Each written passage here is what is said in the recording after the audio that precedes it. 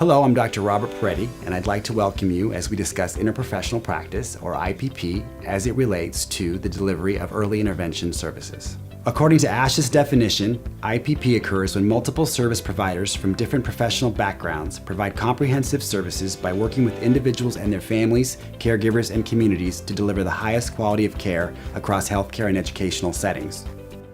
When a parent has a child who's a child with developmental disabilities or at risk for developmental delay, then we're going to look at a team of professionals, a team of experts that will be able to assess the child and then determine if the child would qualify for services with an early intervention program. Early intervention teams consist of your parent, your speech pathologist, your OT, PT, a pediatrician, a social worker, and a psychologist, and you may also have members from the Early Start program, case coordinators. But there usually is a leader from that team who is the main interaction person with the family. And then that main person does the interventions that are more than just speech and language. However, they're regularly in contact with the other service providers and updating those goals for the child on a regular basis. And if there's a concern that happens in the home, the caregivers need to feel confident discussing it with the speech language pathologist so that they know that the SLP is going to go back to the other providers and get the information and bring it back to the family. I absolutely appreciate early interventionists that touch the child first, because what I find in dealing with the entire team as a speech therapist, I might not be the first person to make contact with the child. However, I can call up a team member and say, hey, what does this child like? What are the dislikes? By using an IPP team approach, parents of children with communication impairments are involved in assessment and intervention, planning, and provision. I think the parent is that one constant for the child. And the IPP team is everything added. The parent is part of the team. That's what makes early intervention so special, is because parents are equal partners with the professionals and have a very important role in the decision making of the team. The team is benefiting the parents and caregivers. What I like to say is we'll provide or we'll guide. So we're either going to provide services for the family to help them with the development of their child, and the child really learns the best within the context of their family. So we want to include the family in as many things as we're doing, because that's how children, the young children, are learning. And so this benefits the parents because now they see what they can do at home. Parents are essential in early intervention.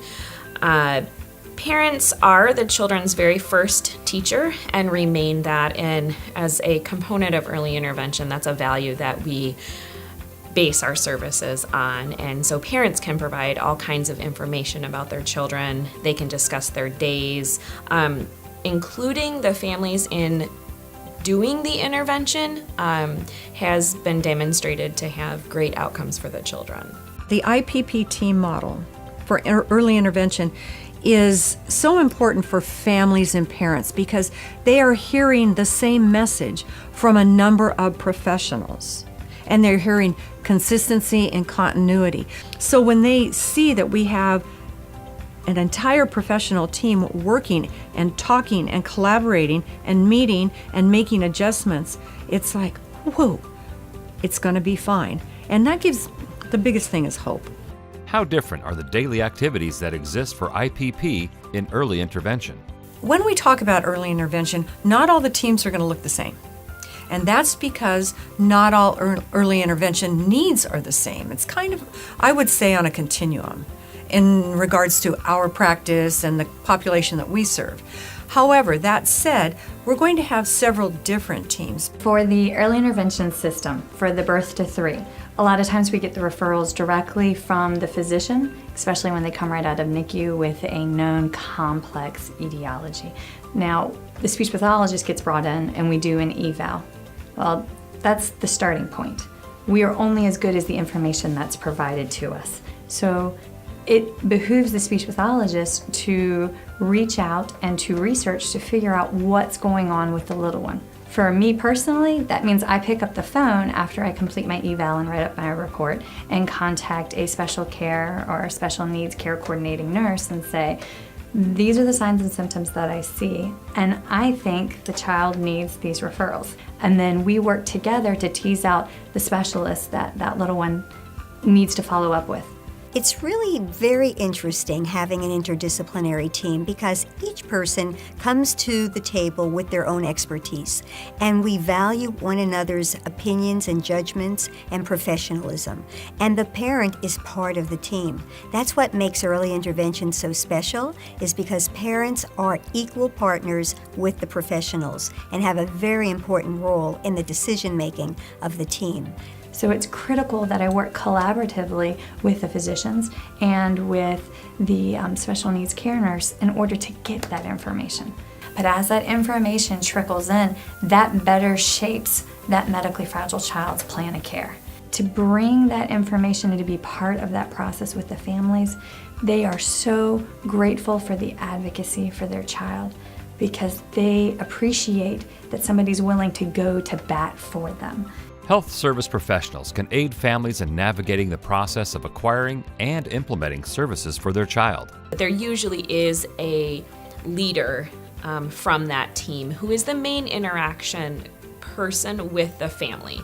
And then that main person does the interventions that are more than just speech and language, particularly if the SLP is the primary service provider. They are responsible for helping implement interventions maybe for motor or more educational based interventions. However, they're regularly in contact with the other service providers and updating those goals for the child on a regular basis. And if there's a concern that happens in the home, the caregivers need to feel confident discussing it with the speech language pathologist so that they know that the SLP is going to go back to the other providers and get the information and bring it back to the family. So it really has to be a comfortable and trusting relationship with whoever that primary service provider is in the home.